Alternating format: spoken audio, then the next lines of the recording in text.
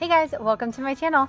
If you're new here, be sure to hit that subscribe button and that notification bell. If you're joining us again, you'll know that this is a sequel to our trip from Idaho to Utah to California. So on this edition, we'll be sharing what we did while in Central California. So let's get to it. On Thursday morning, we decided to load up the kids, the dogs, and us in the Enclave, and we headed towards Central California. We headed up the 101 freeway where you could see the coast along most of the highway. It was beautiful. The kids had a quick nap, which is super helpful, and we got to see green pastures and lots of ocean to our left.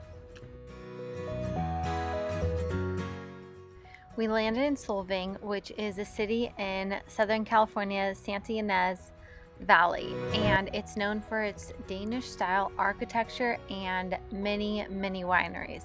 So we had to check it out, and it was so cute to see the city's Danish heritage, and they had so many fun little shops. If you are traveling through the 101, definitely be sure to stop and check it out.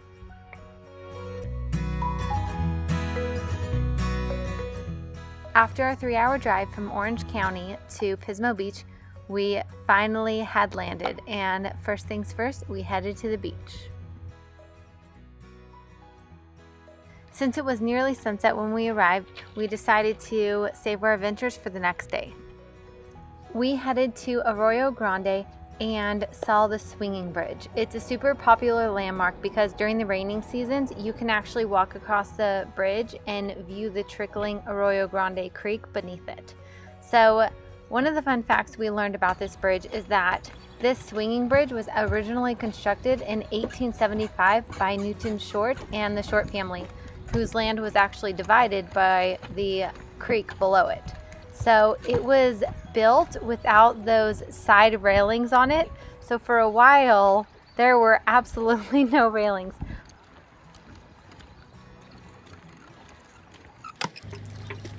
Just a few short steps from the swinging bridge are these wild chickens and roosters that just hang out downtown there.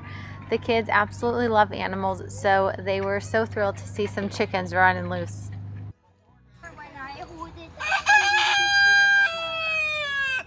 We also visited Avila Valley Barn, which is a family-owned barn, and it has a ton of animals. So we were able to see some goats, chickens, donkeys, cattle. It was a lot of fun for the kids, and Flo bought some romaine lettuce to feed all of the animals. So the kids really enjoyed it. Wow.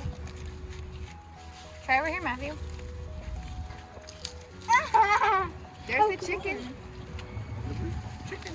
Now I want more. As he steps in it. Yeah. This way, Matt. There's more over here. This way. Like this. See? Okay. Put your arms underneath it just like a baby. Yeah. Aren't they cool? You don't think I'm freaking out right now. I can't hold the phone anymore. I'm too freaking. No! Still. I can't. No, hold it still. Oh, You want to hold it? okay, get that thing away from me.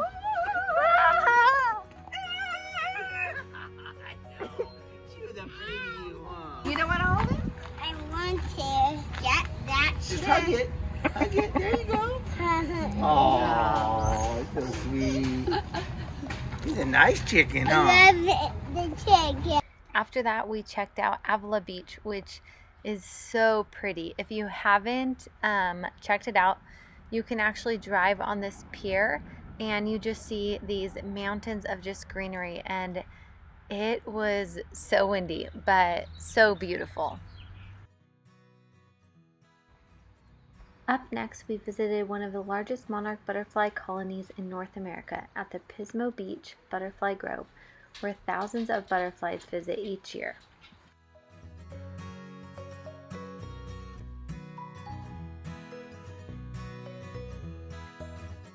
Where are all the Well, sometimes you'll see them hanging in the tree, like they'll just hang in clumps.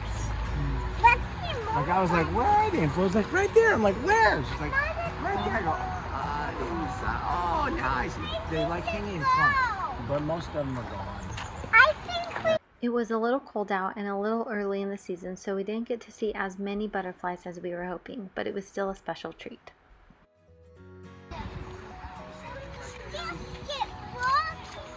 Did you see the tree uprooted right here? It fell over? I don't know, maybe the wind, maybe the hill. Look, that one back there. Yeah, isn't that crazy? After the butterfly park, we headed to the beach. We're at Grover Beach. The kids went with Jeremiah to the dunes. They're just running back here. So Grover Beach is really cool. You can park your car on the sand.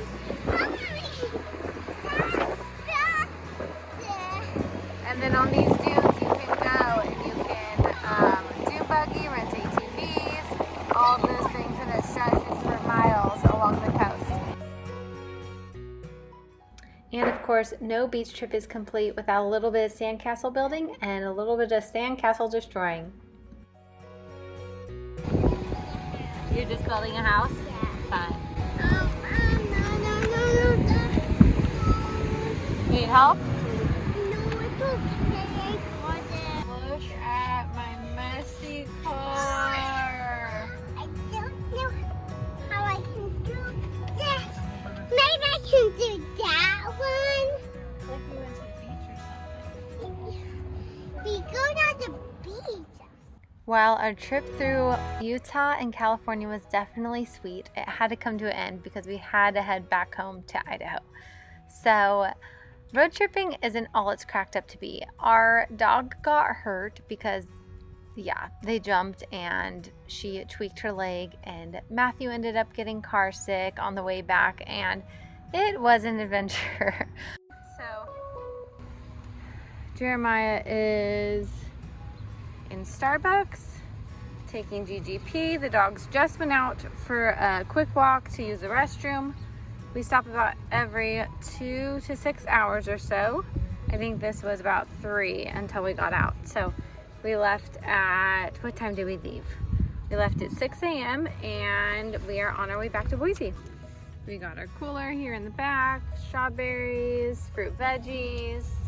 The dogs are back here. So we have the cooler, a bin of our necessities, puzzles from some family. Flo gave us some raspberry plants, so we have those. Matthew sits there, Genevieve sits there, and me and Jay swap up driving. Genevieve, what's the best thing about road trips? Snack. So we're on our way from San Luis Obispo to Idaho, so we're driving through Grover Beach. So it has been a start. It hasn't been a start, it has been a day, I'll tell you that.